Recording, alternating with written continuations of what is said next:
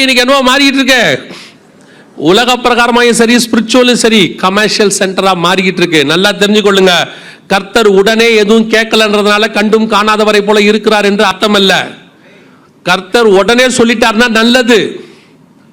ஒரு பாவம் வந்த உடனே கர்த்தர் உணர்த்திட்டார்னா எப்பவுமே நல்லது. ஒரு அடி கொடுத்து திருத்திட்டார்னா நல்லது. நீ பாவம் செஞ்சும் கர்த்தர் ஒண்ணுமே செய்யாம இருக்காருன்னா நீ ரொம்ப கேர்ஃபுல்லா இருக்கணும். எங்கேயோ உன்னை ஊரை விட்டு அடிக்க போறாருன்னு அர்த்தம். நிஜம். தாவீது செஞ்ச உடனே ஆள் அனுப்பிட்டார் தானே, அவ்வளவுதான். அது சொல்லிட்டு அனுப்பிட்டாருன்னா ஓகே, திருந்திட்டோம், சரி எந்த தப்போ திருந்திட்டோம், மன்னிச்சிட்டாரு, அதோட வேலை முடிஞ்சு. சிலருக்கு ஆண்டவர் ஒண்ணுமே செய்யறதில்ல. இவர் என்ன நினைச்சுக்கிறார் தெரியுமா, நாம செய்யறோம் ஒண்ணுமே நடக்கல, அதுல அவருக்கு ஒரு பெருமை வேற, யாருக்கும் தெரியாம செஞ்சுக்கிட்டு இருக்கிறோம், பயங்கர திறமைசாலி. ஆண்டவர் சொல்றாரு, இல்லடா உன்னை விட்டுருக்கிறேன், திருந்திட்டினா நல்லது. இல்லையா ஒரு நாள் இல்ல ஒரு நாள் கர்த்தர் என்ன செய்வாரு, அதுக்கு நியாயம் தீர்ப்பார். முடிவிலே கர்த்தர் கொண்டு வந்து நிறுத்துவார் இருக்கு.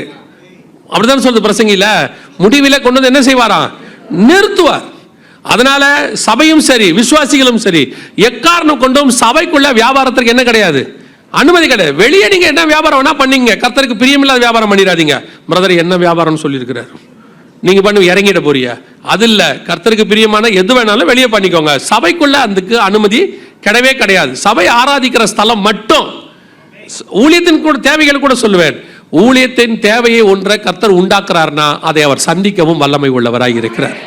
அதுக்கு நீங்கள் நானும் போராட வேண்டிய அவசியமே இல்ல. சொன்னவர் செய்வார். உன் கையினால் நிறைவேற்றி முடிக்கிற வரைக்கும் கர்த்தர் அதை செஞ்சுக்கிட்டே இருப்பார். அல்லேலூயா.